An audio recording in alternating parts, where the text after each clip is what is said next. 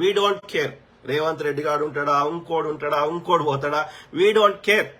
అర్థమైందా? అవసరమైతే ఉత్తర భారతదేశం చెత్త నా కొడుకులని, ఈ ఆంధ్ర చెత్త నా కొడుకులని అసలు తెలంగాణ లేకుండా వెళ్ళగొడితే పొమ్మన లేక పొగ పెడితే చక్కగా అవుతారు. వాళ్ళ ఒక్క కంపెనీకి అలా పెడితే చాలు, అందరు వీక్తారు. నాకు వద్దే వద్దు మీ దరిద్రం. మా భాష మాకు వచ్చి బువ్వ నేర్పిర్రు అంటారు. మా భాష మాట్లాడి అలా మీ యొక్క అన్ని టీవీ ఛానల్ తెలంగాణ భాష మాట్లాడతారు. మా భాషను వక్రీకరిస్తారు, తొక్కేసుకొని తింటారు. మళ్ళా వాళ్ళు వచ్చే తృప్తి మీకు, మళ్ళీ తెలంగాణ మాట్లాడితే వచ్చే తృప్తి మీ ఆంధ్ర భాషలు రాదు. బాపు అంటే వాళ్ళు వచ్చే సంతృప్తి నాన్నగారు అంటే దూరం చేసుకున్నట్టు అవుతుంది. రాయడానికి మంచిగా ఉంటుంది, చెప్పడానికి మంచిగా ఉంటుంది నాన్నగారు అమ్మగారు అని, కానీ దూరం చేస్తున్నాం రిలేషన్. బాపు అంటే ఆ బంధం వేరే ఉంటుంది. కాబట్టి మా కాకి పిల్ల కాకి ముద్దు, మా అమ్మ ఎంత నల్లగున్నా ఎంత గలీజుగున్నా మాకు ఇష్టం. As simple as that. కాబట్టి మా నువ్వు తెలంగాణ శబ్దం వాడడానికే వానికి భయం అవుతుంది ఆంధ్రోడికి. వాడు టీ కాంగ్రెస్ అంటాడు వాడుకో. మేము ఆ వైసీపీ ఆ టీడీపీ అనాలి, ఆంధ్ర టీడీపీ ఆంధ్ర వైసీపీ, ఆ టీడీపీ ఆ వైసీపీ అనాలి మన తెలంగాణలో. టీ కాంగ్రెస్. తెలంగాణ నాకు ఏం నొత్తుందిరా నీకు? తెలంగాణ ఉంటావు, తెలంగాణ గాలి పీలుస్తావు, తెలంగాణ నీళ్లు తాగుతావు, తెలంగాణ శబ్దం వాడడానికే వానికి సిగ్గు అవుతుంది. తెలుగు అన్నా తెలంగాణ ఒకటే కదరా, దాని ప్రకృతి వికృతి అంతే కదా. తెలుగు అన్నా తెలంగాణ అన్న ఒకటే కదా, తెలుగు నుంచి వచ్చింది కదా తెలంగాణ. కానీ వానికి తెలంగాణ శబ్దం వినడానికి ఉచ్చబడుతుంది. ఆలోచించండి మిత్రుల. ఆ క్రమంలో రేవంత్ రెడ్డి గారికి నేను క్లియర్గా చెప్తున్నా, నువ్వు లంగ రాజకీయం చేస్తున్నావు, మాకు క్లియర్గా అర్థమవుతున్నది. ఎందుకంటే నువ్వు ఎంత ఆమె ప్రెగ్నెంట్ అయిన స్త్రీకి ఆమె ఎవడో రేపు చేసిండో, లేకపోతే ఆమెనే ఇష్టపూర్వకంగా ఎవరితోటో అక్రమ సంబంధం పెట్టుకుంది అనుకో, ఆమె ఎన్ని నెలలు దాస్తుంది? 3 నెలలు దాస్తుంది. 4వ నెల నువ్వు ఎంత దాద్దామన్నా నీ కడుపు అయితే కనిపిస్తుంది కదా, నీ పొట్ట పెద్దగా అయితే కనిపిస్తుంది కదా. అట్లనే రేవంత్ రెడ్డి గారు ఎన్ని లంగ రాజకీయాలు చేసినా, ఎన్ని కథలు పడ్డా ఫలితాలైతే అవద్దని చెప్పాయి కదా. 2017-18 వచ్చిండు, మా పార్టీలకి బాహుబలి వస్తుండని తీసుకొచ్చాడు జానారెడ్డి గారు. బాహుబలి వచ్చినప్పటి నుంచి కాంగ్రెస్, బాహుబలిగా ఉన్న కాంగ్రెస్ ఇది బల్లాల నెగిటివ్ అవుతున్నది. మీరు చూడండి, ప్రతి ఎన్నికలలో ఫలితాన్ని అబ్జర్వ్ చేయండి. జానారెడ్డి గారు ఈజీ గెలిచేసి ఇటది పోరగాడు, వాడు నోముల ఆయన ఎన్నోసార్లు గెలిచిండు. గతంలో కాంగ్రెస్ ఈ రేవంత్ రెడ్డి గారు రాకముందు ఒకవేళ ఓడిపోయినా గానీ 10,000, 20,000, 2,000, 4,000 ఇట్లా తేడాతో ఓడిపోయారు. కానీ డిపాజిట్లు రాకుండా ఏనాడు లేకుండే కాంగ్రెస్. ఆడ కూడా ఈజీ గెలిచేసి నాగార్జున సాగర్. కులం పేరు మీద మీటింగ్లు పెడదాంరా అంటే వద్దంటాడు. ఓకే, కుల పెద్దలతో మాట్లాడదాం, డీల్ చేద్దాంరా అంటే వద్దంటాడు. ప్రతిదానికి అడ్డుపులు ఎత్తాడు.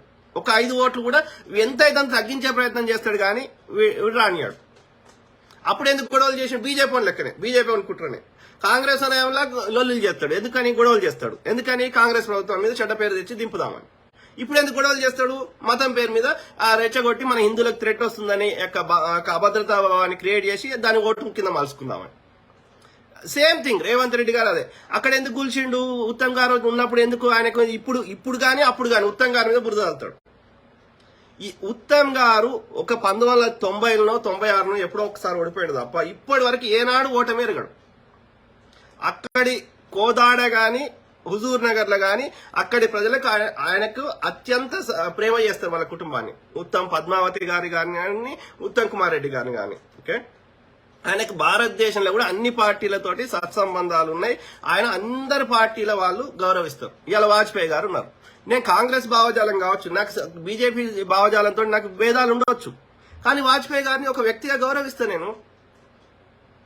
పండిత్ జవహర్ లాల్ నెహ్రూ గారిని వాజ్పేయి గారు చాలా గౌరవించేవారు. ఆయన యొక్క ఎక్స్టర్నల్ మినిస్టర్ ఉన్నప్పుడు కూడా, లేకపోతే ప్రధానిగా ఉన్నప్పుడు కూడా ఆయన యొక్క హాల్ ముందట నెహ్రూ గారి ఫోటో పెట్టుకున్నాడు.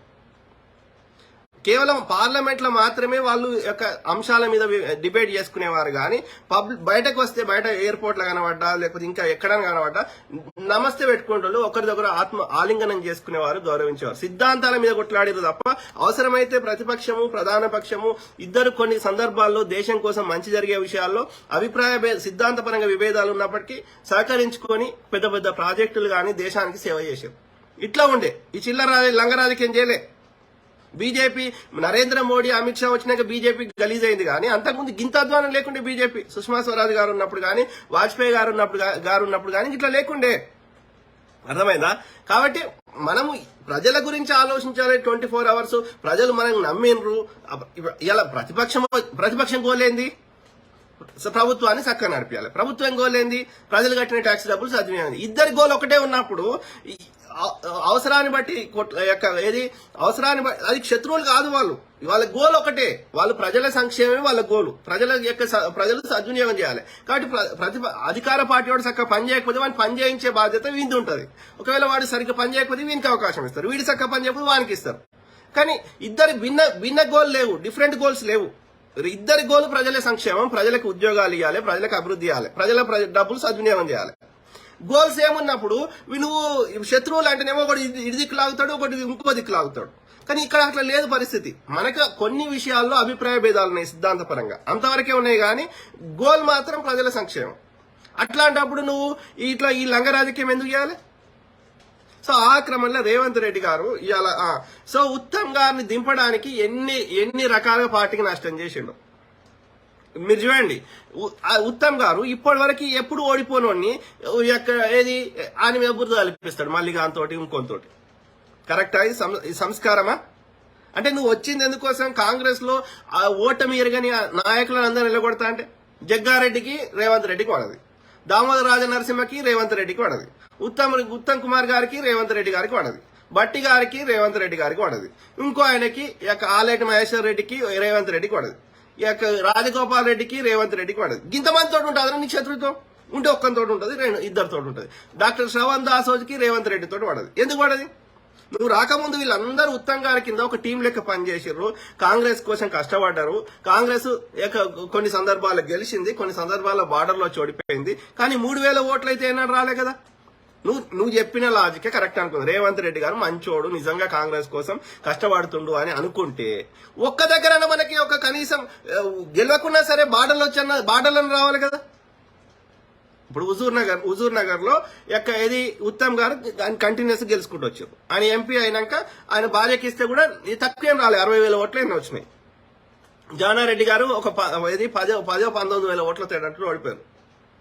కానీ ఈయన రేవంత్ రెడ్డి గారు పీసీసీ వచ్చినప్పటి నుంచి దరిద్రం. జిహెచ్ఎంసీలో చూడండి, మల్కాజ్గిరిలో 42 మందికి టికెట్లు ఇప్పించుకున్నాడు. ఎవరికి ఇచ్చిండు? మీసాలు కూడా చక్కరాని 20-25 వందల పొరగాళ్ళకి ఇచ్చిండు. ఎవరు నమ్ముతాడు ఆ పొరగాళ్ళని? ఒక ఒక ఒక ఒక 20 ఏళ్ళు కూడా 20-25 నిండని పొరగాళ్ళకి వాళ్ళ చేల ఒక నియోజకవర్గానికి 2 లక్షల మంది ఉన్నది. కానీ ఒక దగ్గర అంటే పెద్ద వాళ్ళు ఒక 40 దాటినోళ్ళు 60 దాటినోళ్ళు వాళ్ళు ఈ పొరగాళ్ళ చేలో ఎట్లా పెడతారు? వానికి ఈ పొరగానికి ఏం తెలుసు? ఏం అవగాహన ఉంటుంది ఈ పిల్లలకి? వాడికి పెళ్లి కాలేదు, వాడికి మీసాలు చక్కగా రాలేదు, వాని చేల అన్ని కోట్లు ఎట్లా పెడతారు? అంతమంది జీవితాల బతుకులే వాని చేలు ఎట్లా పెడతారు ఆ పొరగాని చేల? అవునా కదా? అంత పెద్ద ముసలాయన కేసీఆర్ గారు కానీ మోడీ చేల పెట్టాలంటేనే ఆలోచిస్తున్నారు. వాడు చెప్పేది ఒకటి ఉన్నది, చేసేది ఒకటి ఉన్నది. అట్లాంటిది ఈ పొరగాళ్ళకు వాళ్ళకి ఏం ఆలోచిస్తారు? ఏ విషయం మీద అవగాహన ఉంది? వాళ్ళకి భావోద్వేగాలు ఎట్లుంటాయి? ఆ ఇన్స్టెంట్ గా ఎట్లా మారుతారు? ఇట్లాంటి పొరగాళ్ళకి ఎట్లా టికెట్లు ఇస్తావు నాకు చెప్పు. నేను జిహెచ్ఎంసీలో క్లియర్ గా అడుగుతాను. 40 దాటినరు. సోమశేఖర్ రెడ్డి వైఫ్ ఆమె శిరీష సోమశేఖర్ రెడ్డి గారు, అదేవిధంగా ఆ రజిత పరమేశ్వర్ రెడ్డి గారి వైఫ్ రజిత పరమేశ్వర్ రెడ్డి, వాళ్ళిద్దరు 40 దాటినరు. వాళ్ళు 1 కోటి నుంచి 2 కోట్లు భూములు అమ్ముకున్నారు, ఖర్చు పెట్టుకున్నారు. అక్కడ ఇంతో అంతో వాళ్ళకి ఆదరణ ఉంది. వాళ్ళిద్దరు గెలిచారు. అందరికి గట్లాంటి వాళ్ళకి ఇస్తే ఏం పుట్టింది నీకు? ఈ చిన్న పొరగాళ్ళకి ఎందుకు ఇచ్చినావు? 6 లక్షలు ఖర్చు పెడతాయట. అదే టీఆర్ఎస్ లా 12 కోట్లు ఖర్చు పెట్టింది ఒక ఆమెకు మేయర్ చేస్తారంటే. 6 లక్షలతో ఏం వెళ్తుంది? ఎవరికి వస్తావు? అవి ఒక మీటింగ్ పెట్టడానికి కూడా కావు, ఓసారి చాయ్ వాయించడానికి కావు. ఎట్లా గెలుస్తావు? పొరగానే ఎందుకు టికెట్ ఇస్తావు? అది కూడా వారం ముందు ఎందుకు ఇస్తావు? పైసలు ఎందుకు ఖర్చు పెట్టావు నాకు చెప్పు. అంటే కావాలని కాంగ్రెస్ మీద ప్రజలకు ఎంత ప్రేమ ఉన్నా, కాంగ్రెస్ మంచిగా చేసింది, ఇందిరమ్మ ఇల్లు ఇచ్చింది, ఎంత అభిమానం ఉన్నా నువ్వు సరైన అభ్యర్థి నిలబెట్టక, అది ఒక 3 నెలల ముందు నుంచి గ్రౌండ్ లో ఉండక, ప్రాపర్ కేటీఆర్ గారికి ఓడో ఉమ్మడి జక్కడు, ఆయన సీఎం కొడుకు, సీఎం అయ్యే అవకాశాలు ఉన్నాయి. ఓకే, రాజకీయాల్లో కూడా ఒక దాదాపు 20-25 ఏళ్ల నుంచి ఉన్నాడు, తెలంగాణ ఉద్యమం అప్పటి నుంచి. సో ఎన్నో శాఖలలో పనిచేసిండు. ఓకే అంటే దాదాపు ముఖ్యమంత్రితో సమానంగా ఒక రాష్ట్రానికి ఉన్నాడు.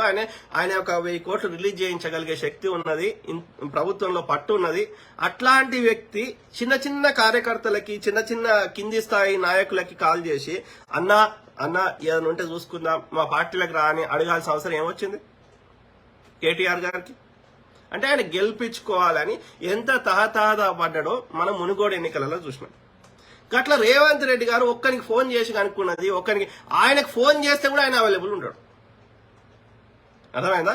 హుజూరాబాద్ ఎన్నికలప్పుడు ఈయనకి 2 నెలలు తిరిగిండు ఈ యొక్క రేవంత్ రెడ్డి అపాయింట్మెంట్ కోసం. ఇక దొరకక ఆయన వెళ్ళిపోయాడు బీఆర్ఎస్ లకి. అంటే నువ్వు కావాలని పొమ్మని లేక పొగబెడుతున్నావు, కావాలని కాంగ్రెస్ పార్టీని ఖాళీ చేయిస్తున్నావు. అంటే ఎందుకు? నాకున్న సమాచారం మేరకి చంద్రబాబు నాయుడు గారు యొక్క సుప్రియా సూలే లేకపోతే శరద్ పవార్ గారితో మాట్లాడించి సోనియా గాంధీ లేకపోతే రాహుల్ గాంధీతో చెప్పించి ఒక 50 కోట్లు ఇచ్చి ఈయన పీసీసీఐ చేయించిండు చంద్రబాబు నాయుడు లేకపోతే ఆంధ్రాకు సంబంధించిన పెట్టుబడిదారులు అనేది నాకున్న సమాచారం. ఎందుకు చేసిరాళ్ళు? ఇలా బీఆర్ఎస్ తో సోనియా గాంధీ పొత్తు గురించి ఆలోచిస్తా ప్రతిపక్షాలన్నీ ఏకం చేయాలని బీజేపీ వాడు ప్రజాస్వామ్యాన్ని ఖూనీ చేస్తున్నాడు. 8 నుంచి 10 రాష్ట్రాల కాంగ్రెస్ ప్రభుత్వాన్ని కూల్చిండు.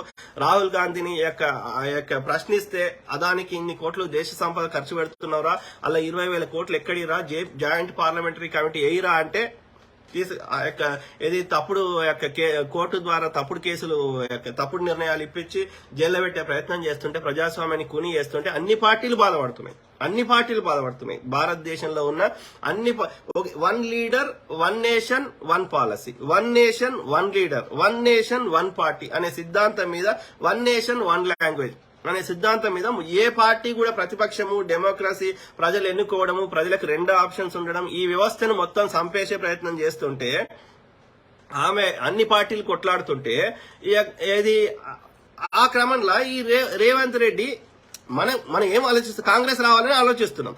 కాంగ్రెస్ కి సరైన మెజారిటీ రాకపోతే అప్పుడు ఆలోచిస్తాం పోస్టు. కానీ నాకున్న సమాచారం ఏంటి అంటే రేవంత్ రెడ్డి ఆయనకు పెళ్లి చేసింది ఏబీవీ పోల్, ఆయన కెరియర్ స్టార్ట్ అయింది బీజేపీలో. ఓకే, ప్లస్ ఆంధ్రాకి సంబంధించిన పెట్టుబడిదారులు అందరూ ఈయనకు డబ్బులు కానీ ఈ ఫండింగ్ చేస్తున్నారు. అర్థమైందా? సో మీరు చూడండి ఆంధ్ర మీడియాలో ఒక్కరిని తెలంగాణ నాయకుడు ఉత్తమ్ గారిని లేదా జానారెడ్డి గారిని, రాజకీయ కురువృద్ధుడిని, పొన్నాల లక్ష్మయ్య గారిని కాంగ్రెస్ నాయకుడిని చూపెట్టారు. మాజీ మంత్రులు ఎన్నో పనిచేసిన వాళ్ళని. కానీ రేవంత్ రెడ్డిని మాత్రం చూపెడతారు ఆంధ్ర మీడియాలో. మీరు అబ్జర్వ్ చేయండి, ఆంధ్ర మీడియా రేవంత్ రెడ్డి గారిని ఒక్కరినే లేపుతుంది.